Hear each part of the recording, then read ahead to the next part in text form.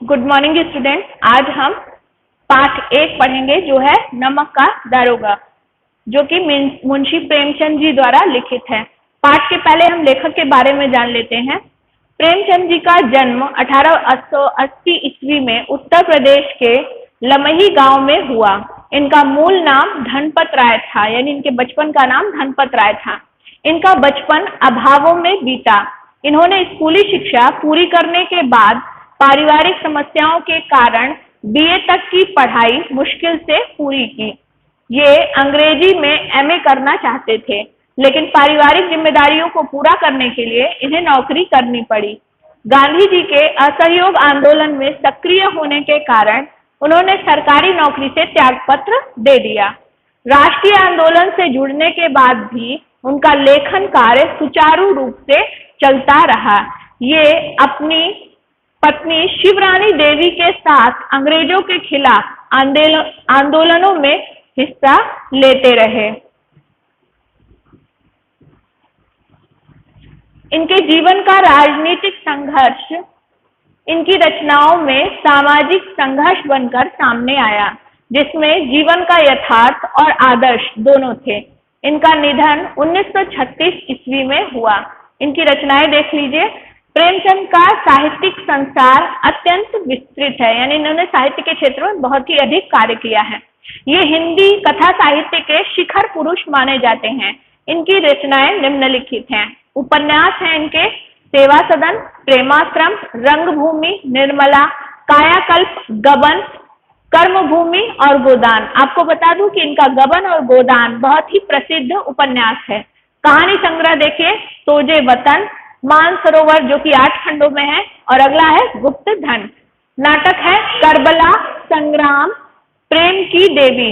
निबंध है इनके कुछ विचार, विविध प्रसंग। साहित्यिक विशेषताएं इनकी देख लीजिए। हिंदी साहित्य के इतिहास में कहानी और उपन्यास की विधा के विकास का काल विभाजन प्रेमचंद को ही केंद्र में रखकर किया जाता रहा है। वस्तुतः प्रेमचंद ही पहले रचनाकार हैं जिन्होंने कहानी और उपन्यास की विधा को कल्पना और रोमानियत के धुंधले से निकालकर यथार्थ की ठोस जमीन पर प्रतिष्ठित किया है। यानी उन्होंने कहानी और उपन्यास को जीवंत बना दिया है। यथार्थ को जमीन से जुड़कर कहानी किस्सा गोई तक न सीमित रहकर पढ़ने पढ़ाने की परंपरा से भी जुड़ी। इसमें उनकी हिंदुस्तानी भाषा पूरे ठाट बाट और जातीय स्वरूप के साथ आई है। उनका आरंभिक कथा साहित्य कल्पना, संयोग और रोमानियत के तानों बानों से बुना गया है, लेकिन एक कथाकार के रूप में उन्होंने लगातार विकास किया और पंच परमेश्वर जैसी कहानी तथा सेवा सदन जैसे उपन्यास के साथ सामाजिक जीवन को कहानी का आधार बनाने वाली यथार्थवादी कला के अग्रदूत के रूप में वे सामने आए। यथार्थवाद के भीतर भी आदर्शोन्मुख यथार्थवाद से आलोचनात्मक यथार्थवाद तक की विकास यात्रा प्रेमचंद जी ने की।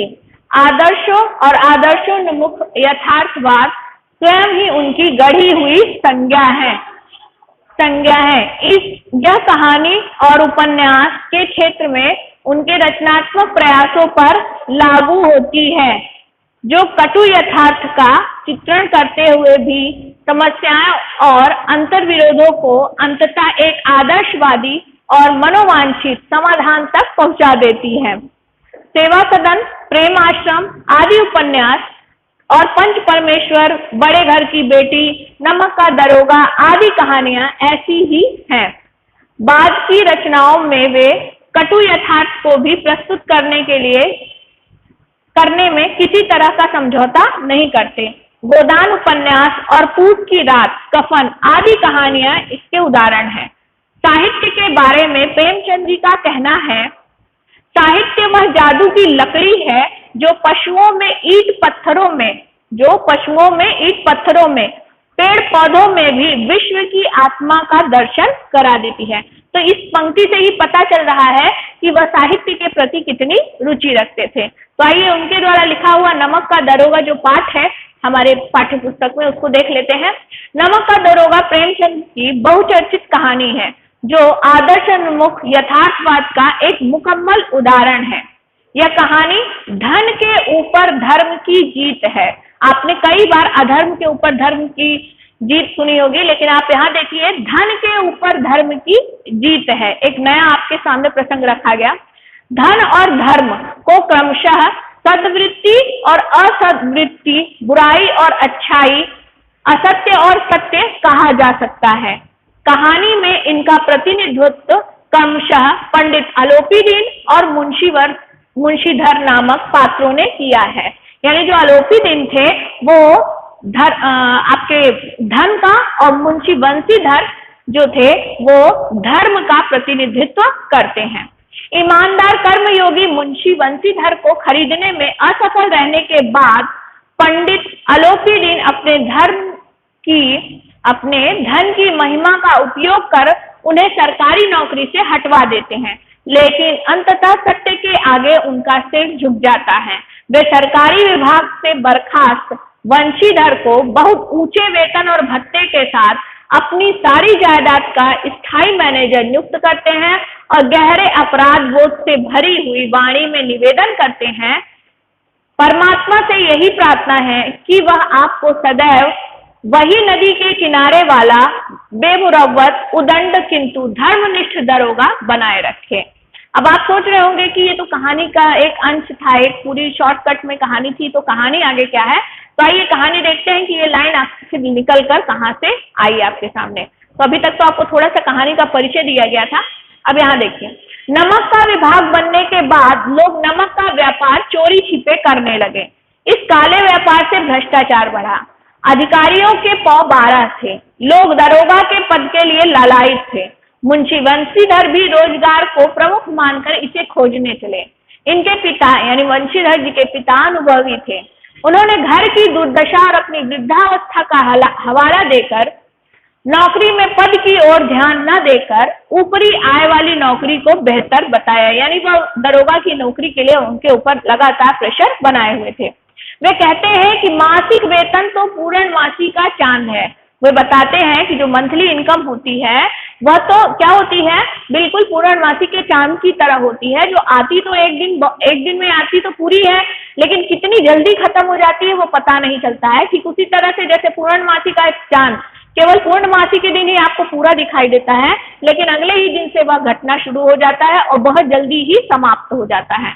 तो वही बात यहाँ पर कही गई है कि मासिक वेतन तो पूर्णमासी का चांद है, एक दिन दिखाई देता है और घटते घटते लुप्त हो जाता है, परंतु ऊपरी आय बहता हुआ स्रोत है जिससे सदैव प्रयास बुझती है, अर्थात हमारी आवश्यकताओं की पूर्ति होती है। आवश्यकता व अवसर देखकर विवेक से काम करो। वंशीधर ने पिता की बातें ध्यान से सुनी और चल दिए। धैर्य, बुद्ध, आत्मावलंबन व भाग्य के कारण नमक विभाग के दरोगा पद पर प्रतिष्ठित हो गए। घर में खुशी छा गई। सर्दी के मौसम की रात में नमक के सिपाही नशे में मस्त थे। वंशीधर ने 6 महीने में ही अपनी कार्यकुशलता व उत्तम आचार से अफसरों का विश्वास जीत लिया था। यमुना नदी पर बने नावों के पुल से गाड़ियों की आवाज सुनकर वे उठ गए। उन्हें गोलमाल की आशंका थी। जाकर देखा तो गाड़ियों की कतार दिखाई दी। पूछताछ पर पता चला कि ये पंडित अलोपीदीन की हैं। वह इलाके के प्रसिद्ध जमींदार था जो रेत देने का काम करता था। तलाशी ली तो पता चला कि उसमें नमक है। पंडित अलोपीदीन अपने सजीले रथ में ऊँघते हुए जा रहे थे, तभी गाड़ी वालों ने गाड़ियां रोकने की खबर दी। पंडित सारे संसार में लक्ष्मी को प्रमुख मानते थे। न्याय, नीति सब लक्ष्मी के खिलौने थे। वे मानते थे कि यदि लक्ष्मी आपके पास है तो हम न्याय को भी खरीद सकते हैं और नीति को भी खरीद सकते हैं। आगे देखिए क्या होता है। उसी घमंड में निश्चिंत होकर दरोगा के पास पहुंचे। उन्होंने कहा कि मेरी सरकार तो आप ही हैं, आपने व्यर्थ ही कष्ट उठाया, मैं सेवा में स्वयं ही आ रहा था। वंशीधर पर ईमानदारी का निशा था। उन्होंने कहा कि हम अपना ईमान नहीं बेचते, आपको गिरफ्तार कर किया जाता है। तो इस तरह से जो वंशीधर थे उन्होंने अलोपीदीन को नमक के अवैध कारोबार के चलते क्या किया, गिरफ्तार कर लिया। आगे देखिए, यह आदेश सुनकर पंडित अलोपीदीन हैरान रह गए। यह उनके जीवन की पहली घटना थी। बदलू सिंह उसका हाथ पकड़ने से घबरा गया। ये बदलू सिंह कौन था? ये वंशीधर का जो है सिपाही था। तो उसके हाथ घबरा गए। फिर अलोपीदीन ने सोचा कि नया लड़का है, दीन भाव में बोले, आप ऐसा ना करें, हमारी इज्जत मिट्टी में मिल जाएगी। वंशीधर ने साफ मना कर दिया। अलोपीदीन ने 40,000 तक की रिश्वत देनी चाहिए, परंतु वंशीधर ने उनकी एक न सुनी।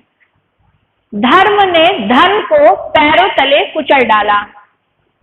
क्या हुआ यहाँ पर देखिए, धर्म ने धन को पैरों तले कुचल डाला। यहाँ पर धर्म की जीत हुई। आगे देखिए, यानी कि वंशीधर ने क्या किया, उसके रिश्वत के लालच में नहीं आए और अलोपीदीन को गिरफ्तार कर लिया। सुबह तक हर जमान पर यही किस्सा था। पंडित के व्यवहार की चारों तरफ निंदा हो रही थी। भ्रष्ट व्यक्ति भी उसकी निंदा कर रहे थे। अगले दिन अदालत में भीड़ थी। अदालत में सभी पंडित अलोपीदीन के माल के गुलाम थे। वे उनके पकड़े जाने पर हैरान थे, इसलिए नहीं कि अलोपीदीन ने क्यों यह कर्म किया, बल्कि इसलिए कि वह कानून के पंजे में कैसे आए। इस आक्रमण को रोकने के लिए वे वकीलों की फौज तैयार की गई। इस आक्रमण को रोकने के लिए वकीलों की फौज तैयार की गई। न्याय के मैदान में धर्म और धन में युद्ध ठन गया। वंशीधर के पास सत्य था, गवाह लोभ से डावाडोल थे। आगे देखिए, मुंशी जी को न्याय में पक्षपात होता दिख रहा था। यहाँ के कर्मचारी पक्षपात करने में तुले हुए थे। मुकदमा शीघ्र ही समाप्त हो गया। डिप्टी मजिस्ट्रेट ने लिखा कि पंडित अलोपीदीन के विरुद्ध प्रमाण आधारहीन है। वे ऐसा कार्य नहीं कर सकते। दरोगा का दोष अधिक नहीं है, परंतु एक भले आदमी को कष्ट देने के कारण उन्हें भविष्य में ऐसा न करने की चेतावनी दी जाती है।